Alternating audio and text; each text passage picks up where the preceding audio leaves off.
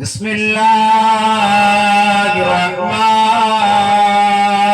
الرحيم ما كان محمد أبا أحد من رجالكم ولكن رسول الله وخاتم النبيين وكان الله بكل شيء عليما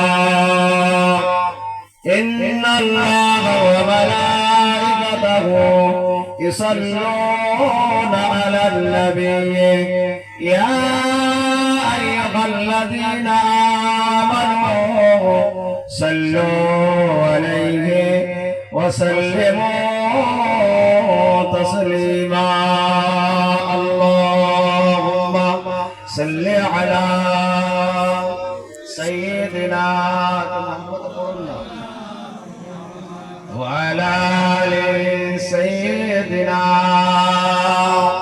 مولانا محمد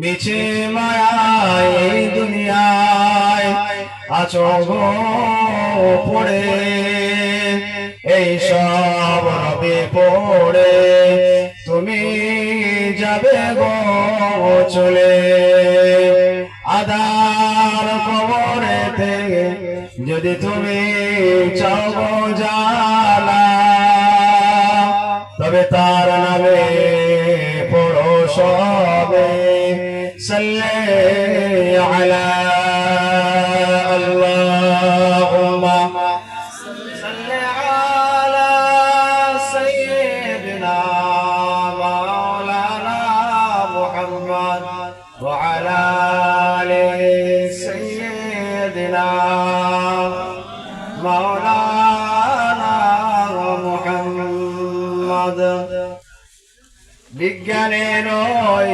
বাহাদুরি কে যে শেখালো আসমানেতে রকেট পাঠাতে কে যে দেখালো তিনি মোদের দয়ার নবী ওগো সরওয়ারের ওই পাগলা তিনি হলেন বিশ্ব নবী তাজদারের মদিনায় আল্লাহুম্মা সাল্লি আলা সাইয়্যিদিনা মাওলানা মুহাম্মদ ওয়া আলা আলি সাইয়্যিদিনা মাওলানা মুহাম্মদ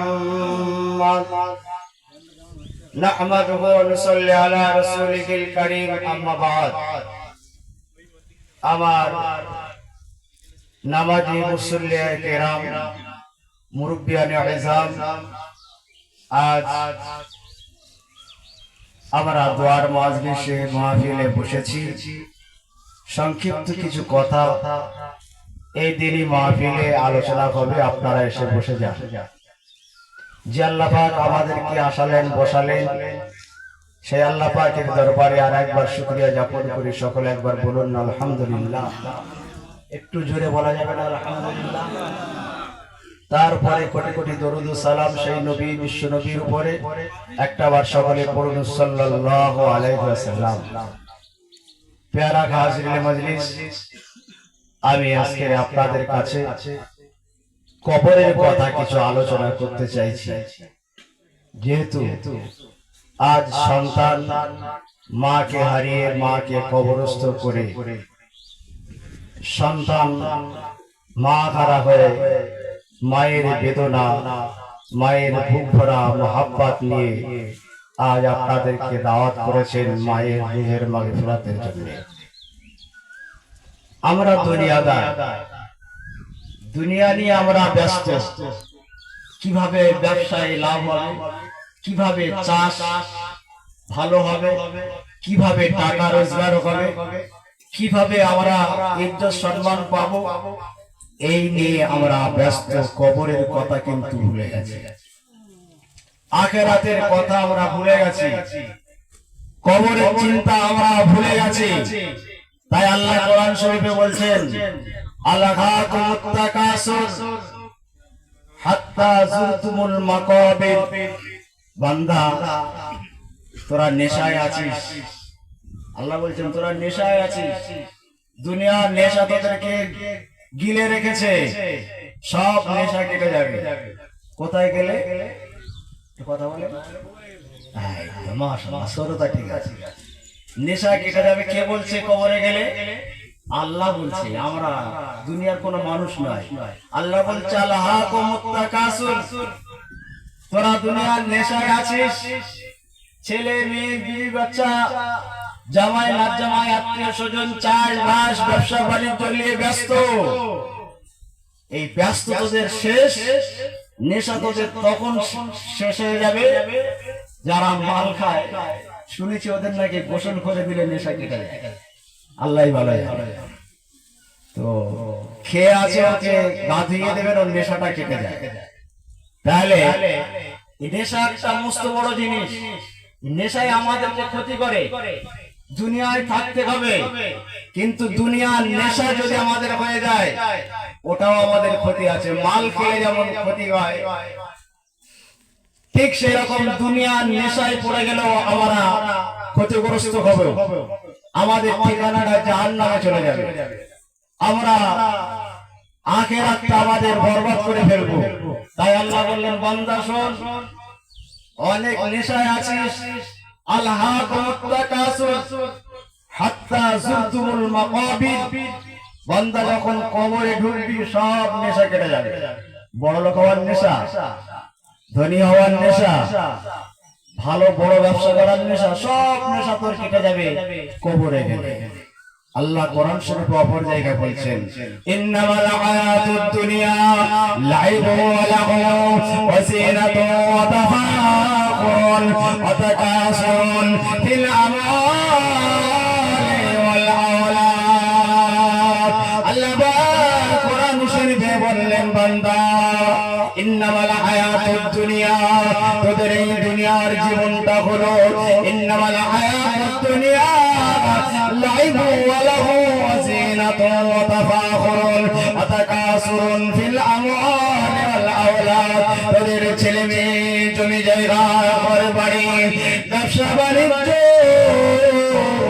এটা হলো তোদের নেশা, দুনিয়ার নেশা, দুনিয়াদারের নেশা। এ বান্দা শুনে গেছে, আমি আল্লাহ তোদের বলছি, তোরা গরম দাদা নেশায় পড়ে আছিস। মদ খেলে নেশা হয়, গাঁজা খেলে নেশা হয়, এদের এক ধরনের নেশা, এটা হারাম। এটা যেমন খেলে গোনা হয়, হারাম হয়, খেলে ক্ষতি হয়। বান্দা, তোরা যদি দুনিয়ার নেশা তোদের হয়ে যায়, তোরা যদি দুনিয়াদার হয়ে যাস, আমি রাসূলুল্লাহ জানিয়ে দিলাম, দুনিয়াদাররা জান্নাতে যাবে না। দুনিয়াদারকে জাহান্নামে নিয়ে, দুনিয়াটাকে জ্বালিয়ে জ্বালিয়ে, পুড়িয়ে পুড়িয়ে, তবে আল্লাহ তাকে জান্নাতে দেবে। দুনিয়াদার কখনো জান্নাতে যাবে না। মদ খেলে যেমন নেশা হয়, গাঁজা খেলে যেমন নেশা হয়, যেমন ওটা হারাম। দুনিয়ার নেশায় যদি আপনি পড়ে যান, দুনিয়াদার যদি হয়ে যান, আপনার আখিরাতটা বরবাদ হয়ে যাবে। আল্লাহ পাক আমাদের দুনিয়া থেকে আখিরাতে পাঠাবেন। কোথায় ছিলাম আমরা? রুহের জগতে, আলমে আরওয়াতে ছিলাম। ওখান থেকে আল্লাহ মায়ের পেটে পাঠালেন। মায়ের পেট থেকে আমরা কোথা আসলাম? আলমে দুনিয়া, দুনিয়ায় আসলাম। এবার দুনিয়া থেকে কোথায় যেতে হবে? এই তো আসলে সবাই বলে, সবাই বলে কবরে যাবে না, এরকম যে একদম ঈমান তাজা রেখে বলতে হবে, কবর ডাকছে, শুধু আল্লাহর হুকুমের অপেক্ষায়। ইজা জা আজলুহুম লা ইস্তাখিরুনা সাআতাও ওয়া লা ইস্তাকদিমুন। শুধু কার হুকুমের অপেক্ষা? আল্লাহর নামটা মহব্বতে বলেন না জোরে, আল্লাহর হুকুমের অপেক্ষা। আমরা ঈমানদার আল্লাহর নাম বলতে পছন্দ করি। ঈমানদার আল্লাহর নাম বললে ঈমান শান্তি পায়। ঈমানদারদের কাছে আল্লাহর প্রশংসা করলে অন্তর ঠান্ডা হয়। পার্টির নেতাদের কাছে নেতার প্রশংসা করলে তাদের মজা হয়, ভালো লাগে। ইমানদারের কাছে আল্লাহর প্রশংসা করলে, আল্লাহর হাম, আল্লাহর প্রশংসা করলে এদের জানটা ভরে যায়। একবার জোরে হবে না সুবহানাল্লাহ? আর একটু মহব্বতের সাথে হবে সুবহানাল্লাহ। আমি সংক্ষিপ্ত কিছু কথা বলবো, খুব গুরুত্বপূর্ণ কথা, খুব গুরুত্বপূর্ণ কিছু আলোচনা। কয়েকটা কোরআন শরীফের আয়াত বলেছি, এই আয়াতের উপরে কিছু কথা আলোচনা আপনাদের কাছে করব। তাহলে ছিলাম আলেমে আরওয়া, ওখান থেকে আসলাম আলেমে দুনিয়া। আলেমে দুনিয়া থেকে কোথায় যেতে হবে? কবর। ওটাকে আরবিতে বলে আলেমে বারজাখ, কবরের জগৎ। একটা দেশ থেকে আরেকটা দেশে যেতে গেলে, এই তো আমি গতকাল বাংলাদেশ থেকে ফিরলাম, কত চেক, একটা দেশ থেকে আরেকটা দেশে যেতে গেলে কত নিয়ম কানুন, কত পদ্ধতি। আল্লাহ বলছেন বান্দা দুনিয়া থেকে কবরে যেতে গেলে এরকম তোদের কিছু নিয়ম কানুন আছে, এইরকম কিছু পদ্ধতি আছে। একটা দেশ থেকে আরেকটা দেশে যেতে গেলে কি লাগে? প্রথম নাম্বার হলো পাসপোর্ট, দ্বিতীয় নাম্বার ভিসা। এই তো মাশাআল্লাহ, আপনারা সব ভালোই জানেন যখন মেলা। একটা দেশ থেকে আরেকটা দেশে যেতে গেলে পাসপোর্ট লাগে, পাসপোর্টে কত রকমের কাগজের প্রয়োজন হয়। তারপরে ভিসা হলো, পারমিশন হলো, ভিসা মানে পারমিশন। তারপরে বর্ডারে চেক টু চেক, সেজা চেক, ক জায়গায় চেক আপ হয়। বর্ডার থেকে আপনাকে একটা দেশ থেকে আরেকটা দেশ যেতে গেলে তন্ন তন্ন করে আপনার চেক আপ হবে, পাসপোর্ট চেক আপ হবে, ভিসা চেক আপ হবে, আপনার বডি চেক আপ হবে। তারপরে এক দেশ থেকে আরেকটা দেশে যেতে পারবে। আবার ওখান থেকে যখন ফিরবেন আবার এরকম চেক আপ হবে। আল্লাহ বলছে বান্দা আলমে দুনিয়া থেকে আলমে বারজাখে যেতে গেলে তোদের তিনটে জিনিসের প্রয়োজন আছে। একটা দেশ থেকে আরেকটা দেশে যেতে গেলে পাসপোর্ট লাগে, ভিসা লাগে, চেক আপ লাগে। আলমে দুনিয়া থেকে আলমে বারজাখে যেতে গেলে ঈমান লাগে। একবার জোরে বলুন, ঈমানটা আছে তো সবার? বলুন না আলহামদুলিল্লাহ। আল্লাহ শুকরিয়া, আল্লাহ আমাদের ঈমানদারের ঘরে জন্ম দিয়েছে। যদি ঈমানদারের ঘরে জন্ম না হতো, কপালটা আমাদের তকদিরটা ফাটা ছিল। কিন্তু আল্লাহর শুকরিয়া, আল্লাহ আমাদের ঈমানদারের ঘরে জন্ম দিয়েছে। এই ঈমানদারের ঘরে জন্ম হতে পেরে আমরা শুকরিয়া জ্ঞাপন করি। তাহলে নাম্বার 1 খেয়াল করুন, ঈমান লাগবে।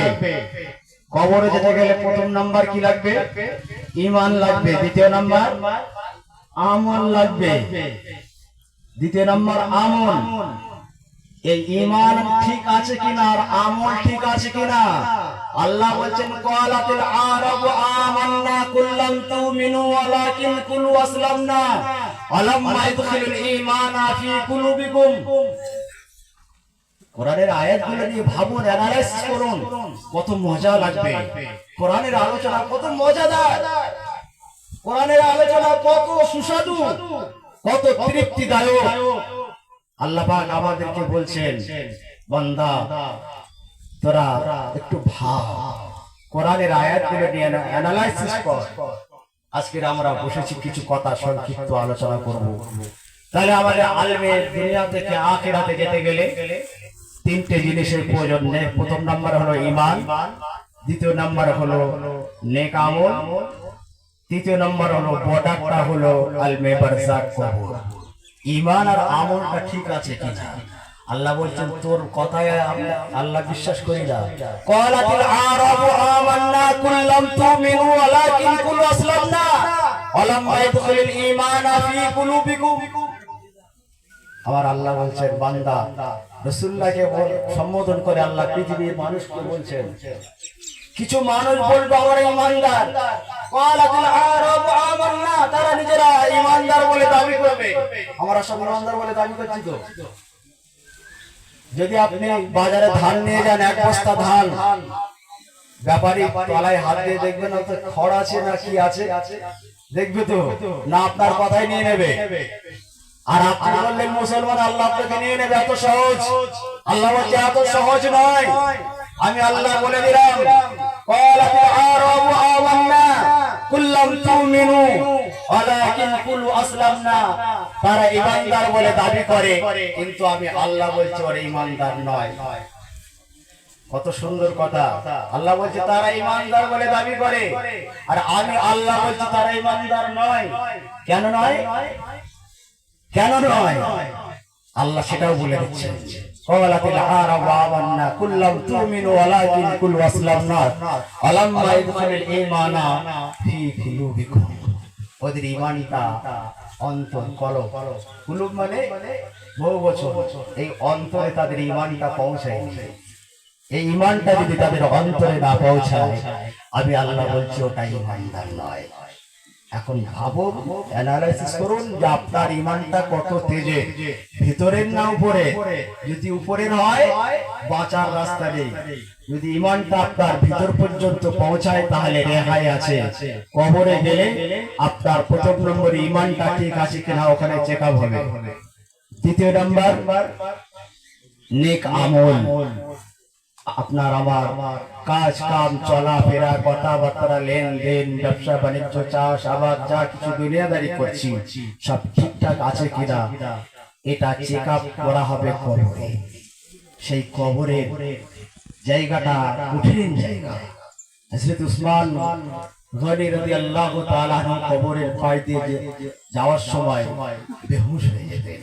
কবরের ভাবনায়, কবরের চিন্তায়, কেন আমার জিন্দেগির জীবনটা ওখানে চেকা হবে। তারা জান্নাতি রাসূলুল্লাহর কাছ থেকে সার্টিফিকেট পাওয়া মানুষ, জান্নাত